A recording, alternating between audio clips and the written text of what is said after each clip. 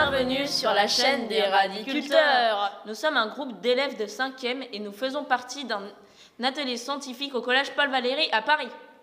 Sur cette chaîne, nous vous présenterons régulièrement les étapes de notre projet que nous avons nommé Radiculteurs, les as de l'agriculture et de la météorologie.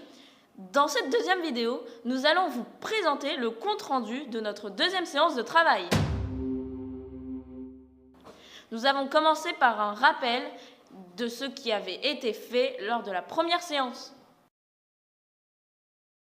Dans le cadre de notre projet, nous travaillons sur la problématique. Comment la météorologie peut-elle nous aider à produire des aliments tout en respectant les objectifs d'un développement durable ? Pour répondre à cette problématique, nous avons choisi de cultiver des plantes dans un potager. Cette culture sera arrosée grâce aux eaux de pluie récupérées. On utilisera la météo pour savoir quelle quantité d'eau les plantes ont déjà reçue. On arrosera les plantes cultivées avec uniquement la quantité d'eau qui leur manque pour répondre à leurs besoins. Il sera donc nécessaire de connaître les besoins en eau de la plante cultivée. La première chose que nous devons faire, c'est de choisir quelle plante nous allons cultiver. Pour répondre à cette question, nous devons réfléchir aux différentes contraintes qui s'imposent pour le choix de la culture à réaliser.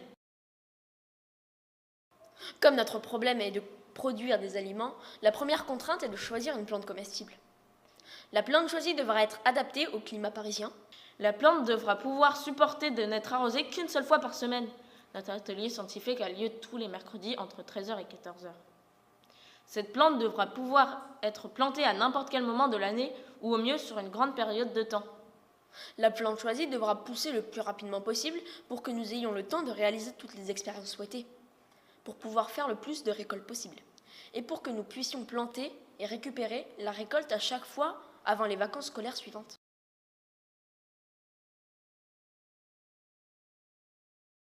Le fait que la plante doive pousser rapidement semble être le critère le plus important. Pour trouver une plante à cultiver, nous avons fait des recherches sur Internet.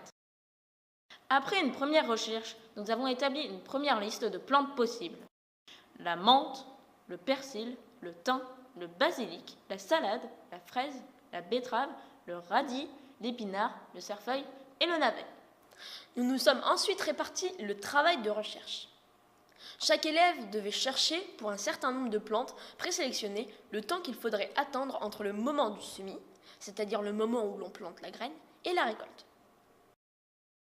Lors de cette recherche, nous nous sommes aperçus qu'il existait des radis précoces, les radis de 18 jours. Le radis de 18 jours semble être la plante la plus rapide à cultiver. Nous avons ensuite vérifié que les radis de 18 jours respectaient les autres contraintes que nous avions définies.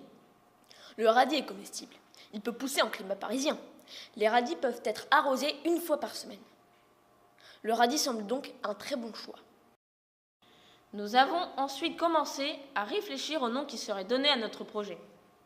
Mais la séance s'est terminée et nous poursuivrons lors de la prochaine séance.